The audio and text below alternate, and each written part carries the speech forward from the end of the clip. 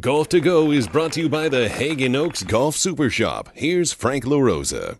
The great thing about an event like this is it brings in celebrities who are really very nice people. Tony Jacklin, what a great pleasure to have you here. It's my pleasure. I'm happy to be here and looking forward to tomorrow.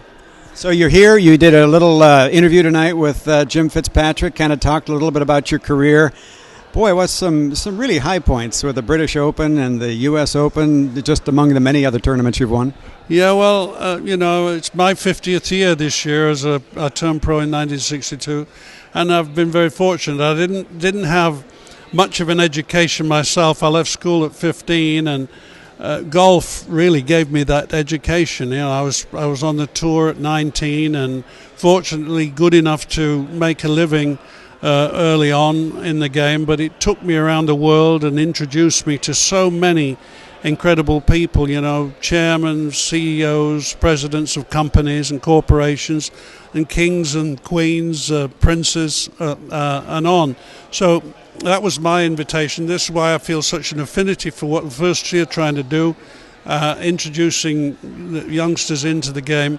And it just doesn't end at the game, you know, it's about integrity and life lessons and all the rest of it. So wonderful organization, and I'm thrilled and privileged to be part of it this next couple of days. Well, we're excited to have you. You played in an era where there was some pretty tough competition out there. There surely was.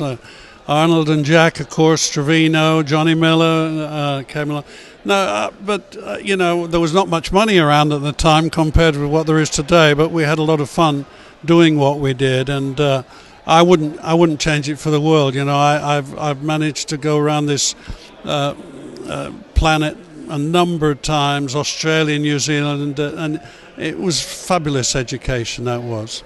You talk about not much money at the time. There's a copy of the check that Ben Hogan won here in Sacramento. His first tournament, he won $325. You remember your first win?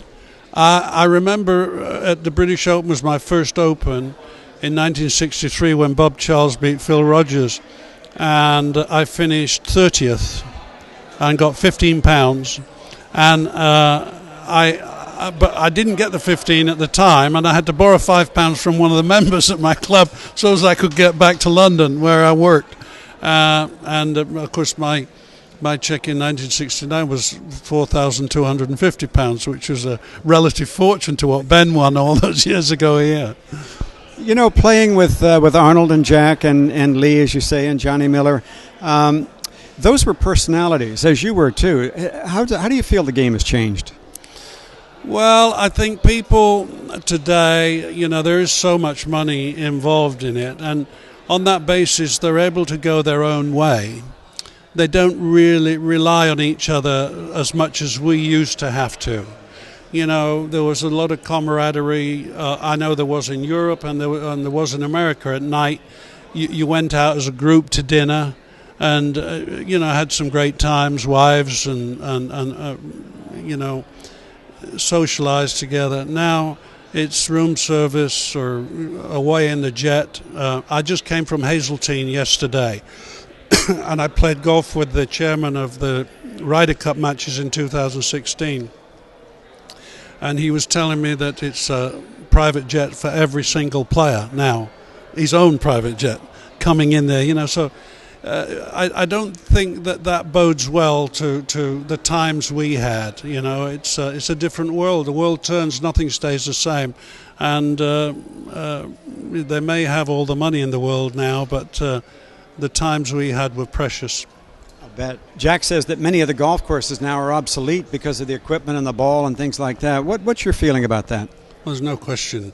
I'm one of Jack's captains at Muirfield Village. We go and we discuss it yearly, and until they bring the ball back. I mean, there's never been such a wide gap between amateur and professional golf. The pros are the only ones that hit it in the backside every time. Amateurs just hit it further into trouble.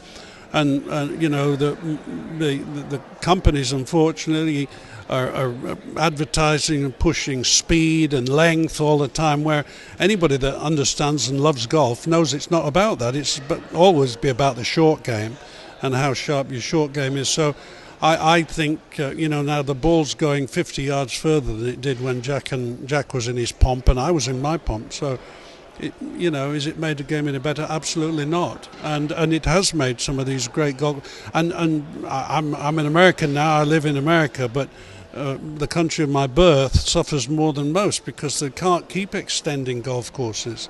And there's no point. We're the only great game that's been asked to extend its arena. Baseball, cricket, football, soccer, all playing in the same arena they played 100 years ago. And they're saying to us, no, you've got to keep getting longer and bigger.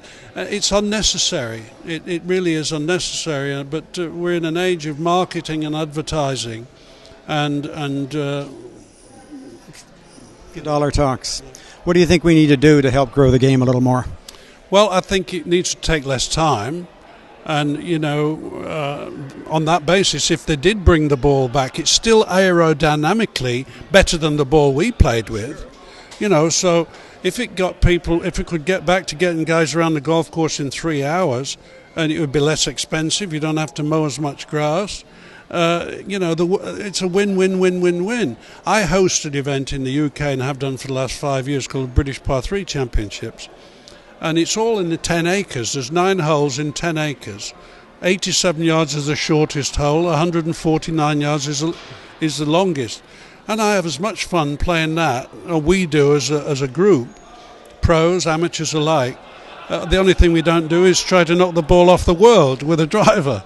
And it's always going to be about the fiddly bits, golf, whatever anybody says.